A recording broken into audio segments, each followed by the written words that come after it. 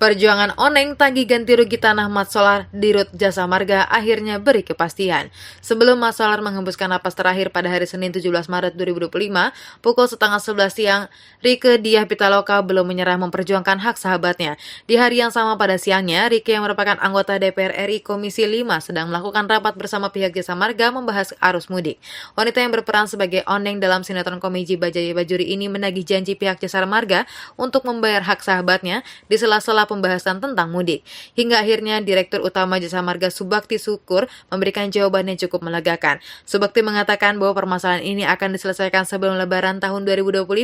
Mendengar hal tersebut, Rieke merasa lega setelah cukup lama memperjuangkan kasus ini dalam rapat di DPR. Setelah berjuang untuk menagih ganti rugi hak sahabat yang terkena proyek tol Serpong Cinere, kabar duka datang melalui ponselnya saat malam hari.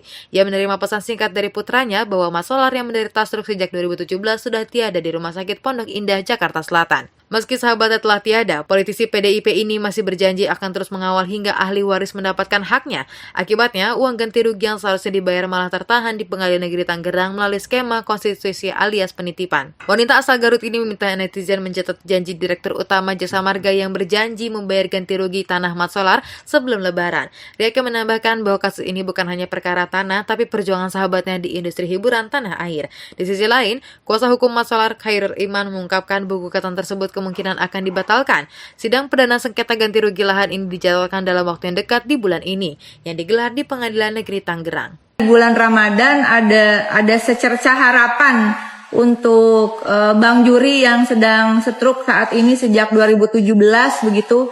Dan tanah itu saya pastikan itu tanah memang hasil syutingnya Bang Juri. Dan itu adalah uang yang dia perjuangkan untuk simpanan hari tua. Jadi kita sudah bolak-balik ke BPN dan seterusnya pimpinan. Dan sekarang harus masuk perdata. Seandainya waktu itu pihak Jasa Marga tidak cepat-cepat memberikan konsinyasi melalui PU kepada pengadilan, tentu ini tidak akan berlarut-larut, Pak. Itu uang sisa hasil kerja dia. Mas Eko pasti ngerasain lah bagaimana kita bekerja bahkan sebagai komedian itu tidak gampang, Bapak. Dan uang seperti ini saya mohon dukungannya. Dan akhirnya kita harus masuk ke sidang perdata lagi, Pak. Dengan tergugat BPN, Cinere Serpong Jaya, PPK dari PU dan Haji Idris. Saya jadi sebutin namanya, maaf ini. Tapi itu ada bukti jual beli, ada surat dari para ahli waris